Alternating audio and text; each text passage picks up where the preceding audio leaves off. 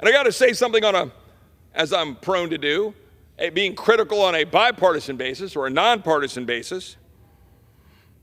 The defense complex, the people that want to scare you to death that we're all going to die. Yes, there are bad enemies in the world and we need to prepare to defend them, and I'll talk more about that in a minute. But we have a problem in this town that we will always spend more money because under the fear that people are going to say that we're going to be blown up or somebody's going to attack us. Let me quote our former General Dwight Eisenhower, former President Dwight Eisenhower, in his farewell address in 1961. He said, "In the councils of government, we must guard against the acquisition of unwarranted influence, whether sought or unsought, by the military-industrial complex." I want to remind you, this is 1961. This is 63 years ago, almost to the day. "The potential for the disastrous rise of misplaced power exists and will persist. We must never let the weight of this combination endanger our liberties or democratic processes. We should take nothing for granted. Only an alert and knowledgeable citizenry can compel the proper meshing of the huge industrial and military machinery of defense with our peaceful methods and goals, so that security and liberty may prosper together." That is not happening today, ladies and gentlemen. We saw it on full display this week, right here in this body. We saw it in full display because we were trying on a bipartisan basis to pass reform of the so-called, or as it is known, the Foreign Intelligence Surveillance Act, what we call as FISA. The fact is that FISA has been abused. Section 702 of FISA is a particular provision designed for us to collect information abroad, to look outward, in order to try to stop a future 9/11. That's its general purpose. And it plays an important role in doing that. We've gathered intelligence and been able to use it to prevent bad actors. But the fact is, there's been enormous abuses. The ODNI reported that the FBI conducted an estimated 204,090 United States person queries, that's 559 per day, in 2022. An NSA analyst searched for the communications of two individuals the analyst had met on an online dating service.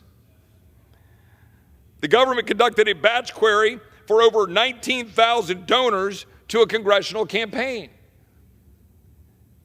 Ladies and gentlemen, that is your intelligence community and your FBI that is abusing laws designed to look abroad to stop foreign enemies, and they're looking at you. They're using the power of government to surveil you, the American people. That is wrong. It is why we have a Fourth Amendment. It is why we have rules about warrants. When I was a former federal prosecutor, I would have loved to have unfettered access to information. I had a bad guy who was sitting there. I had a phone. The cop had the phone, and I had him on other stuff. But that guy had a phone, and he pulled the information off the phone and had guns and drugs and pictures that were incriminating. He didn't get a warrant. Well, the fact that we'd had him for something else didn't mean that he still didn't need a warrant to look at his phone. That matters. I couldn't use any of it. Couldn't give it to law enforcement to go look at the house or go try to track down what was on the phone. And you know what? We're a better country for it. Because there were other tools to go after bad guys. I was able to put that bad guy in jail for a considerable number of years. But we weren't going to violate the Fourth Amendment to go further. Yet we violate the Fourth Amendment every single daggum day against the American people in the name of foreign intelligence. Why would we do that? We do it because it's easy. This week, we had the opportunity to bring forward legislation, bipartisan. When do you ever see Jim Jordan and Jerry Nadler hugging each other in agreement in the Rules Committee or in the Judiciary Committee, but they were.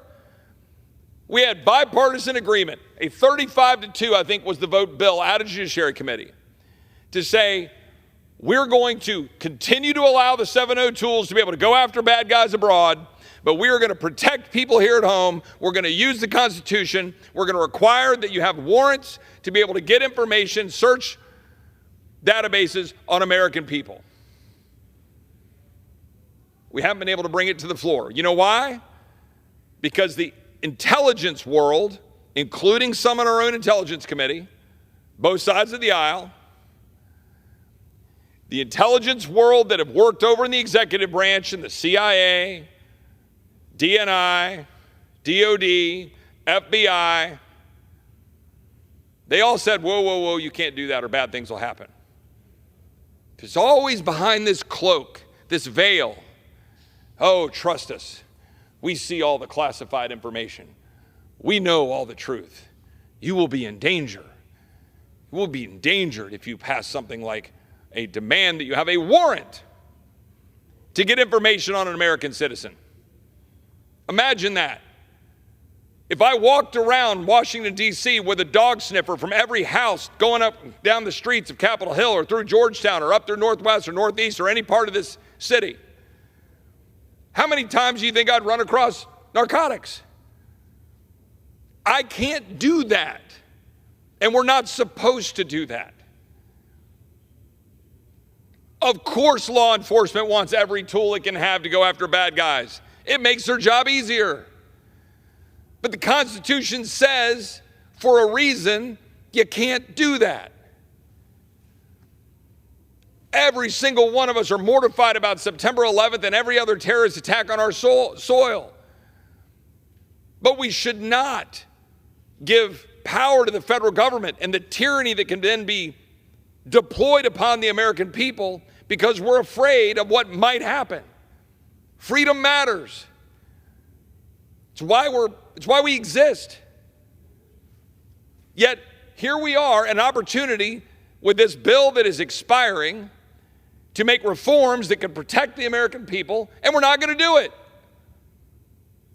Token fixes that'll make modest improvements, but without the full protection of the Constitution wrapped around the American citizens. This body, the People's House, should do better. I believe there is a full, strong majority of this body that would want to do that. We should bring that bill to the floor, and if my colleagues want to vote against it or take down the rule, make them go explain it to the American people.